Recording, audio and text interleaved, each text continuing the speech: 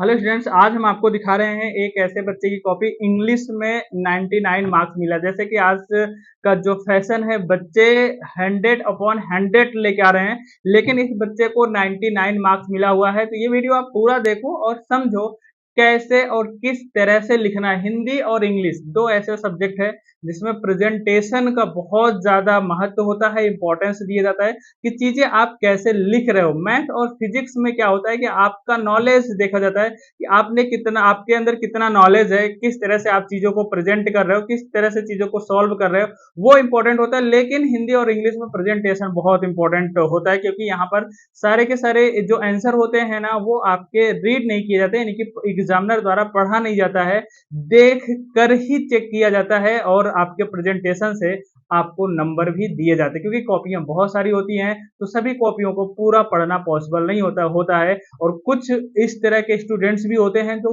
कुछ भी लिख कर चले आते हैं, जिससे एग्जामिनर का मूड भी खराब हो जाता है। तो आज हम आपको बताएंगे कैसे आपको लिखना है। सबसे बड़े पहले हम आपको कुछ पॉइंट्स बता देते हैं, उस पॉइंट्स पर आपको वर्क करना है, कार्य करना है। सबसे पहले आप प्रैक्टिस करिए, बोर्ड की कॉपी लीजिए और लिख लिख कर प्रैक्टिस करिए। प्रीवियस ईयर क्वेश्चन पेपर जरूर सॉल्व करिए, साथ ही साथ आप लिख कर चेक करिए और अपने स्कूल के जो टीचर हैं, जो बोर्ड एग्जाम में कॉपियां चेक करते हैं, उनसे सलाह लीजिए कि कौन सा क्वेश्चन किस तरह से करना है और कितने पेजेस में करना है, किस पैटर्न पर करना है, किस पेन का यूज करना है। ये सब बड़ा इंपॉर्टेंट होता है। पहले नंबर पर कौन सा क्वेश्चन यूज करना है, पहले नंबर पर कौन सा आंसर लिखना है, जिससे एग्जामिनर प्रभावित हो। ये सारी चीजें आप अपने एग्जामिनर से, आप अपने स्कूल के टीचर से पूछ सकते हैं।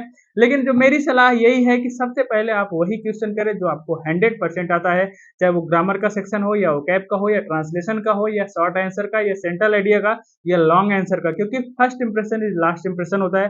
पहला क्वेश्चन से ही आपको आगे किस तरह से नंबर दिया जाएगा, ये एग्जामिनर के माइंड मेकअप हो जाता है कि आपको किस तरह से नंबर देना है। आइए हम आपको दिखा रहे हैं कैसे बच्चे को मिला। देखिए, इस बच्चे को 99 मार्क्स दिया गया, आप देख पा रहे होंगे इसमें। अब देखिए कैसे किया हुआ है बच्चे ने, किस तरह से किया है। अब यहाँ पर समझिए, पहले नंबर पर किया सेक्शन सी।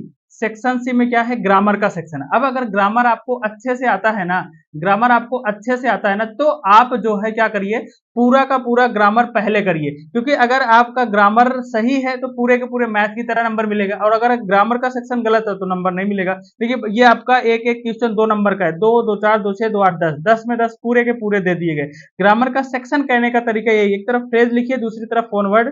फिर दूसरा क्वेश्चन इडियम एंड फ्रेजेस का है, फिर उसकी मीनिंग लिखनी है, फिर वर्ड है, फिर सिनोनिम्स लिखना है, फिर सेंटेंस है। इसमें एरर डिटेक्शन बताना है, यानी कि गलती क्या है। बच्चे सही लिख देते हैं कि सही क्या है, नहीं नहीं, आपको सिर्फ ये बताना है, सही नहीं करना है, गलती क्या है। वर्ड और एंटोनिम्स लिखना है ना, ये चीजें आपको लिखनी है अगर आपको पूरा का पूरा ग्रामर जो है वो कैप या ग्रामर का सेक्शन आता है। दूसरे नंबर पे बच्चे ने ग्रामर का सेक्शन किया है, जिसमें कि पूरे के पूरे सही है। ग्रामर में बच्चों को प्रॉब्लम होती है ग्रामर के सेक्शन में, लेकिन बहुत सारे बच्चे अच्छे होते हैं, कॉन्फिडेंस होता है। जैसे इस बच्चे को कॉन्फिडेंस था तो पूरे के पूरे नंबर दे दिए। अब ये दो चीज चेक करने के बाद ट्रांसलेशन बच्चे ने की। देखिए होशियारी देखिए, अब ट्रांसलेशन में गलती भी होगी ना, एग्जामिनर नहीं पढ़ेगा मेरे भाई, ग्रामर से पता चल गया कि आपका ट्रांसलेशन सही है ना।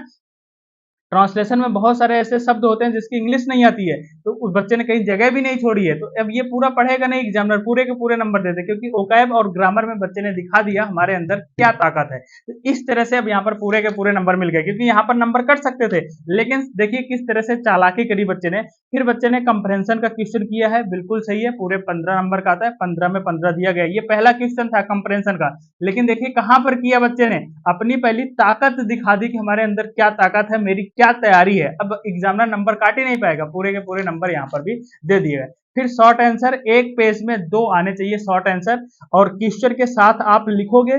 लिखने का बेस्ट पैटर्न यही है, देखने में भी अच्छा लगेगा और एग्जामिनर को भी आसानी होगी किस क्वेश्चन का आंसर आपने लिखा है। लॉन्ग आंसर लिखने की ट्रिक क्या है, द राइटर द लेसन आप पहले लिख देना, फिर क्वेश्चन फिर आंसर। अब एक पेज में आ गया, लग भी रहा है कि हमने लॉन्ग आंसर लिखा हुआ है। ऐसे आपको सावधानियां रखनी है, कुछ ट्रिक्स अप्लाई करने हैं जिससे एग्जामिनर समझ ना पाए और पूरे के पूरे नंबर दे दे। ये है पोएट्री का क्वेश्चन, बिल्कुल सही लिखा। सेंट्रल आइडिया देखिए किस पैटर्न पर लिखा है, the poem the poet, poem का नाम और पोएट का नाम लिख देना, फिर आप लिख देना पूरा का पूरा जो सेंट्रल आइडिया याद करे हो।